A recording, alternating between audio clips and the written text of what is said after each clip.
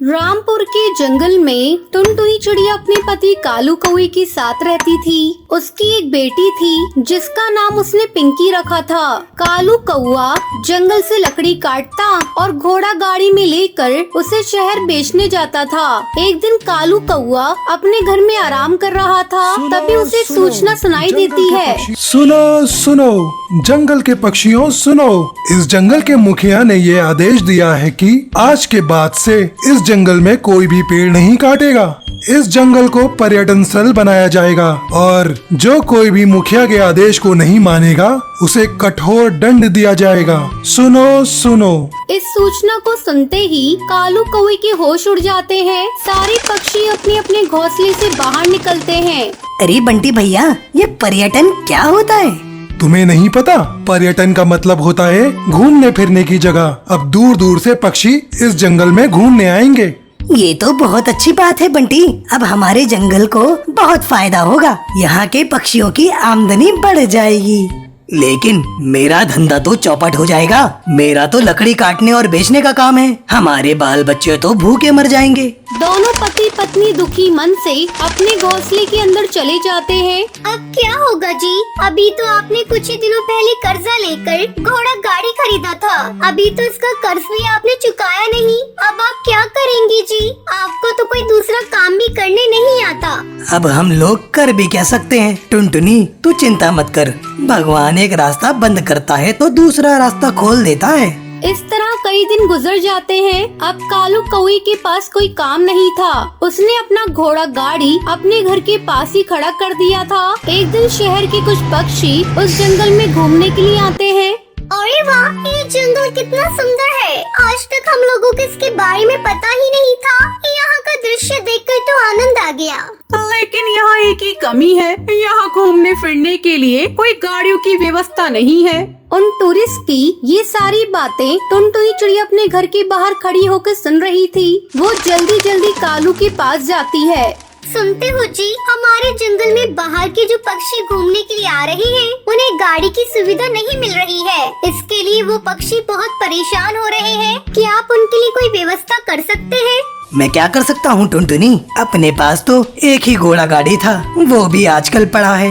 आप ऐसा क्यों नहीं करते? अपने घोड़ा गाड़ी की मरम्मत करवा लीजिए और फिर पक्षियों को उसी से पूरे जंगल में घुमाइए। कालू को टुनटुनी का ये आइडिया पसंद आ जाता है। वो अगले दिन ही अपनी घोड़ा गाड़ी की मरम्मत करता है और पक्षियों को फिर उससे पूरे जंगल में घुमाने लगता है। इस तरह कालू कौवे की आमदनी बढ़ जाती है। ये सब देखकर कालू कौवे का पड़ोसी चील जलने लगता है। एक रात जब सभी सो रहे थे, तब चील कालू कौवे की घोड़ा गाड़ी को पूरी तरह से बर्बाद कर देता है और उसका घोंसला भी तोड़ देता है। अंधेरा होने के कारण कोई भी चील को देख नहीं पाता। हमने किसी का क्या बिगाड़ा था जो किसी ने हमारे घर को तोड़ दिया और हमारे घोड़ा गाड़ी को भी। मम्मी, अब हम लोग कहाँ जाएंगे? हमारा घर तो टूट गया। तू रो मत बेटा, सवेरा होने पर हम कोई न कोई इंतजाम करेंगे। तब तक हम लोग इस घोड़ा गाड़ी के नीचे रात गुजार लेते हैं। पूरी रात वो लोग उस गाड़ी के नीचे गुजारते हैं। वो कालू जी, ठाकुर साहब ने इस जंगल में पेड़ काटने पे अब तो रोक लगा दी है। हम अपना दूसरा घर भी नहीं बना सकते। क्यों ना हम लोग मिट्टी का अपना घर बनाकर उसी में अपना गुजारा करें। मैं नदी किनारे जाकर गीली मिट्टी का इंतजाम करता हूँ। इतना कहकर कालू कौवा मिट्टी लेने चला जाता है। फिर टुनटुनी चिड़िया एक सुंदर सा मिट्टी का अपना घर बनाकर अपने पूरे परिवार के साथ खुशी खुशी रहने लगती है। बहुत समय पहले रामपुर के जंगल में टूनी चिड़िया अपने पति बंटी कबूतर के साथ रहती थी। उसके दो बच्चे थे, पिंकी चिड़िया और गोलू चिड़ा। बंटी कबूतर ठेले पर कुल्फी बेचा करता था। टूनी चिड़िया और बंटी कबूतर का छोटा और सुखी परिवार था। एक दिन टूनी चिड़िया बाजार से कुल्फी बनाने का सामान खरीद कर आ रही थी, तभी जिगरबाज उस पर हमला कर देता है। इस हमले में टूनी चिड़िया की मौत हो जाती है। दोनों बच्चे फूट फूट कर रोने लगते हैं। पापा, ये सब कैसे हो गया? माँ को किसने मार दिया? बंटी कबूतर दोनों बच्चों को चुप कराने लगता है। किसी तरह दोनों बच्चे शांत होते हैं। इस तरह कुछ दिन बीत जाते हैं। अब घर का सारा बोझ बंटी कबूतर के कंधों पर आ गया था। एक दिन बंटी कबूतर की मौसी उससे मिलने के लिए उसके घर आती है। बंटी बेटा, मुझसे तुम लोगों की हालत देखी नहीं जाती। तू मेरी एक बात मान, बच्चों के खातिर तो दूसरी शादी कर ले। कब तक तो घर में पड़ा पड़ा बच्चों के लिए अपना काम धंधा बंद करके उन्हें देखता रहेगा।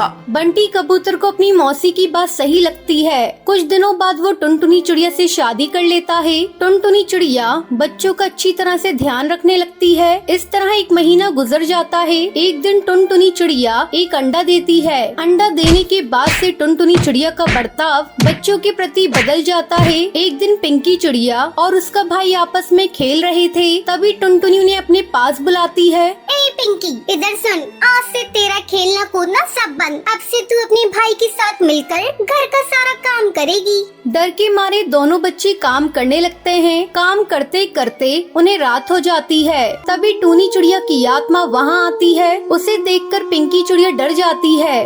पिंकी बेटा, मैं तुम्हारी माँ हूँ, तुम मुझे देखकर डरो मत। तुम लोग सुबह से ही काम कर रही हो, अब जाओ थोड़ा आराम कर लो, तब तक मैं तुम्हारा सारा काम कर देती हूँ। तुम्हारी सौतेली माँ टुनटुनी चिड़िया को इस बारे में कुछ भी पता नहीं चलेगा। दोनों बच्चे आराम करने लगते हैं और भूतिया टूनी चिड़िया की आत्मा घर का सारा काम कर देती है। एक दिन जब दोनों बच्चे सो रहे थे, तब टुनटुनी चिड़िया बंटी कबूतर को ले जाती है और उससे कहती है, तुम देख रही हो ना जी, तुम्हारे दोनों बच्चे कितने आराम से सो रहे हैं। मैं दिन भर काम करती हूँ, लेकिन इन्हें तो जरा भी परवाह नहीं। अब मुझसे इनके नखरे सहन नहीं होते, तुम इन्हें ले जाकर कहीं दूर छोड़ दो। कुछ ही दिनों में मेरा बच्चा भी अंडे से बाहर आ जाएगा। मैं नहीं चाहती कि मेरा बच्चा इनके साथ रहकर निकम्मा बन जाए। और अगर तुमने इन दोनों बच्चों को ले जाकर कहीं दूर नहीं छोड़ा, तो मैं तुम्हें छोड़कर अपने मायके चली जाऊंगी। फिर अपना काम धंधा बंद करके अपने बच्चों को संभालते रहना। टुनटुनी, तुम जैसा कहती हो मैं वैसा ही करूँगा, लेकिन तुम मुझे छोड़कर अपने मायके मत जाना। बंटी कबूतर अपने दोनों बच्चों को ले जाकर जंगल के बाहर छोड़ देता है। दोनों बच्चे भूख से बेहाल इधर उधर भटक रहे थे। अचानक उन्हें एक पहचानी सी आवाज सुनाई देती है। कुल्फी ले लो कुल्फी, ठंडी ठंडी कुल्फी, मजेदार कुल्फी। पिंकी, वो देख, अपनी माँ कुल्फी बेच रही है। दोनों बच्चे उस कुल्फी वाली भूतिया चिड़िया की आत्मा के पास जाते हैं। माँ, हमें बहुत भूख लगी है, हमें भी कुल्फी खानी है। भूतिया टूनी चिड़िया की आत्मा दोनों बच्चों को कुल्फी देती है। ये लो बच्चों, कुल्फी, तुम लोग जी भर के खाओ। अब तुम्हें चिंता करने की जरूरत नहीं, मैं तुम्हारी देखभाल करूँगी। भूतिया टूनी चिड़िया की आत्मा दोनों बच्चों के लिए घोंसला बनाती है। बच्चों, आज से तुम दोनों इसी घोंसले में मेरे साथ रहोगे। मैं तुम दोनों को बहुत प्यार दूंगी। उस दिन के बाद से भूतिया टूनी चिड़िया की आत्मा कुल्फी बेचकर उन दोनों बच्चों की देखभाल करने लगती है। इस तरह दोनों बच्चे खुशी खुशी इस भूतिया टूनी चिड़िया माँ के साथ अपनी जिंदगी बिताने लगते हैं। बंटी का ट्रांसफर सुंदरवन जंगल में हो गया था। वो अपनी पत्नी और बच्चों के साथ अपने नए घोंसले में शिफ्ट हो रहा था। ये जगह कितनी सुंदर है ना माँ, दूर तक पहाड़ और जंगल। ऐसा लगता है कि हम किसी टूरिस्ट प्लेस पर आ गए हैं। कहीं अकेले घूमने मत चली जाइयो, समझी?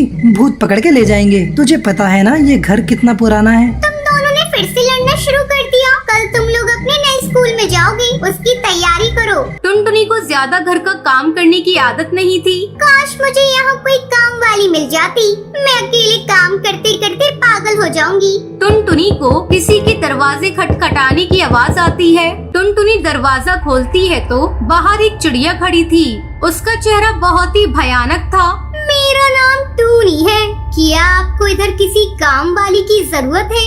कमाल है, मैं काम वाली के बारे में सोच रही थी। तुम्हें किसने बताया कि मुझे काम वाली की जरूरत है? किसी ने मुझे नहीं बताया। मैंने कल रात आप लोगों को यहाँ देखा तो मैं समझ गई कि शहर के जंगल से कुछ पक्षी यहाँ रहने आए हैं। शायद उन्हें काम वाली की जरूरत हो। हाँ, मुझे जरूरत है और तुम आज से ही मेरे साथ काम करना शुरू करोगी। ठीक है मैम साहब, मैं किचन में काम करके आ जाती हूँ। सुनो टोनी, तुम्हें कैसे पता कि किचन दाई तरफ है? कुछ साल पहले यहाँ एक साहब रहकर गए थे तो मैंने यहाँ काम किया था, इसलिए मुझे इस घर का कोना कोना पता है। ये तो अच्छी बात है, घर साफ करने में मेरी मदद कर देना। तुम जरा ये बर्तन धो दो, मैं अभी आती हूँ। टुनटुनी बस 1 मिनट बाद किचन में लौटी तो उसकी आंखें फटी की फटी रह गई। टूनी ने सारे बर्तन धो के रख दिए थे। रात में पिंकी अपने कमरे में बेड पर बैठकर होमवर्क कर रही थी। तभी खून से सना एक चाकू कहीं से जमीन पर गिरा।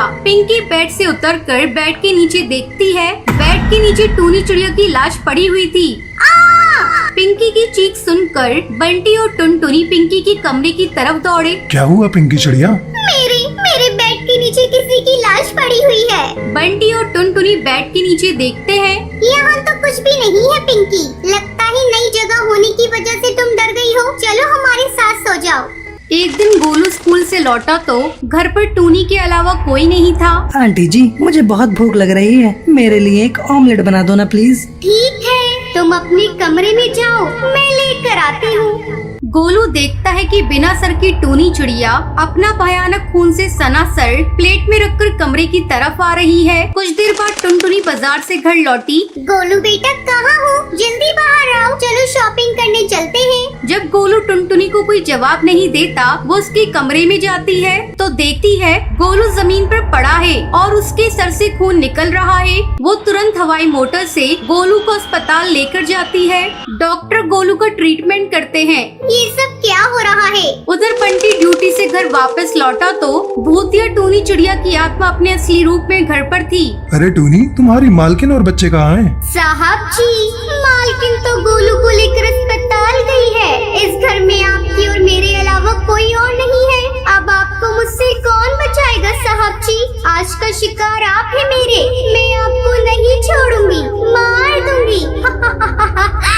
बंटी डर जाता है और घबराते हुए बोलता है, ये तुम क्या बोल रही हो? पागल हो गई हो? भूत भूत, भागो यहाँ से। वहीं भूतिया टूनी चिड़िया की आत्मा बंटी पर हमला कर देती है। उधर दूसरी तरफ टुनटुनी वापस घर आ रही थी। तभी उसकी पड़ोसन बबली कबूतरी वहाँ पर मिल जाती है। अरे टुनटुनी बहन, कैसी हो? बच्चे वगैरह कैसे हैं तुम्हारे? क्या बताऊं बबली बहन, जब से हम नए घर में रह रहे हैं, जब से कुछ न कुछ गड़बड़ हो रही है। मेरे बच्चे डर रहे हैं। वो तो मेरे घर में काम करने वाली टूनी है, जो मेरे घर को संभाली हुए है, बड़ी तेजी से काम करती है। आप उसे जानती होगी। क्या कहा टूनी? लेकिन टूनी तो 20 साल पहले मर चुकी है। 20 साल पहले एक साहब इस घर में रहते थे। उनकी अपनी बीवी से आए दिन लड़ाई होती थी। टूनी उन साहब के यहाँ काम करती थी। टूनी को साहब से प्रेम हो गया। शायद वो साहब भी टूनी से प्रेम करता था। जब ये बात साहब की बीवी को पता लगी तो बीवी ने एक दिन टूनी की हत्या कर दी। टूनी गरीब थी, इसलिए उसकी तरफ से किसी ने आवाज नहीं उठाई। उसकी आत्मा आज भी इस घर में भटकती है जिसमें तुम रह रही हो। टुनटुनी तेजी से अपनी घर की तरफ जाती है। तभी बंटी घायल होकर लड़खड़ाता हुआ वहाँ पर आता है। टुनटुनी और बंटी अपने बच्चों को लेकर उस घर से दूर चले जाते हैं। जाने से पहले वो दरवाजे पे एक पोस्टर लगा जाते हैं। पोस्टर पर लिखा है, इस घर में भूतिया टूनी चिड़िया की आत्मा रहती है, कृपया इस घर में प्रवेश ना करें। एक जंगल में रानी चिड़िया अपने पति बंटी कबूतर के साथ रहती थी। एक दिन वो उससे बोलती है, बंटी कबूतर, तुम्हें पता है आज क्या खास दिन है? हाँ रानी चिड़िया, मुझे पता है। आज हमारी शादी की 5वीं सालगिरह है। हैप्पी एनिवर्सरी रानी चिड़िया। आज शाम को हम दोनों एक साथ अपनी शादी की सालगिरह का सेलिब्रेशन करेंगे। इसलिए मैंने सोचा है मैं माँ को सुंदरवन जंगल से ले आता हूँ। वो भी हमारी खुशियों में शामिल हो जाएंगी तो अच्छा रहेगा। हाँ बंटी कबूतर, तुम बिल्कुल ठीक कह रही हो। ये कहकर बंटी कबूतर वहाँ से सुंदरवन जंगल के लिए निकल जाता है। तभी एक जिगरबाज उस पर हमला कर देता है। बेचारे बंटी कबूतर की वहीं मौत हो जाती है। जब ये खबर रानी चिड़िया और बबली कबूतरी को पता चलती है तो वो बहुत रोती है। रानी चिड़िया तुम रो मत बेटा, तुम्हारे रोने से बंटी कबूतर वापस नहीं आएगा। मेरी ही गलती है, वो मुझे ही लेने के लिए आ रहा था। काश मैं जिद नहीं करती तो आज मेरा बेटा जिंदा होता। रानी चिड़िया रोते हुए बबली कबूतरी से कहती है,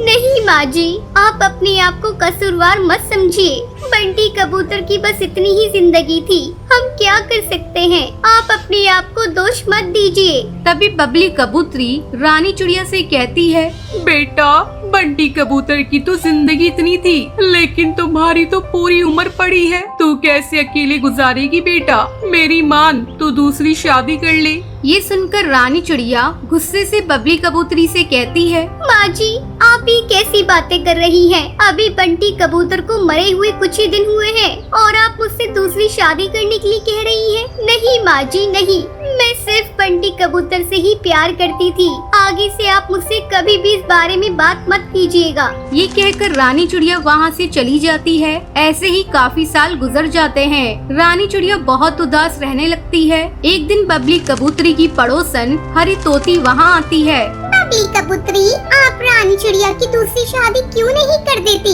कब तक वो अकेली जिंदगी गुजारेगी? हरी तोती, मैंने तो कई बार उससे इस बारे में बात करने की कोशिश की है, लेकिन वो मेरी एक नहीं सुनती। बेचारी बबली कबूतरी रानी चिड़िया की फिक्र में बीमार पड़ जाती है। हरी काकी रानी चिड़िया से कहती है, रानी चिड़िया, बबली कबूतरी की तबीयत ठीक करना तुम्हारे हाथ में है। तुम जानती हो उन्हें क्या चाहिए। बस मैं अपनी सहेली बबली कबूतरी को खोना नहीं चाहती। ये सुनकर रानी चिड़िया बबली कबूतरी से कहती है, माँ जी, मैं दूसरी शादी करने के लिए तैयार हूँ। ये सुनकर बबली कबूतरी बहुत खुश हो जाती है और रानी चिड़िया के लिए रिश्ता ढूंढना शुरू करती है। उसे टुन्नू चिड़ा का रिश्ता मिलता है। वो बहुत ही ज्यादा समझदार और सुलझा हुआ नेक दिल का चिड़ा था। बबली कबूतरी रानी चिड़िया की शादी टुन्नू चिड़ा से तय कर देती है। कुछ ही दिनों में उन दोनों की शादी हो जाती है। विदाई के समय, बेटा, मेरी बहू रानी चिड़िया का ख्याल रखना, इसे कभी भी किसी चीज की कमी ना हो। माँ जी, आप परेशान मत होइए। मैं आपके बेटे जैसा हूँ ना। मैं जानता हूँ मैं बंटी कबूतर की जगह नहीं ले सकता, लेकिन आपको उसके जैसा प्यार जरूर कर सकता हूँ। रानी चिड़िया ये सुनकर बहुत खुश होती है। टुन्नू चिड़ा, मैं बहुत परेशान थी, कहीं दूसरी शादी की वजह से मैं अपने ससुराल वालों से दूर न हो जाऊं। लेकिन आपकी ये बातें सुनकर मैं बहुत खुश हूँ। अब मुझे विश्वास है आप मुझे बंटी कबूतर की कभी कमी महसूस होने नहीं देंगे। अब रानी चिड़िया टुन्नू चिड़ा के साथ खुशी खुशी रहती थी।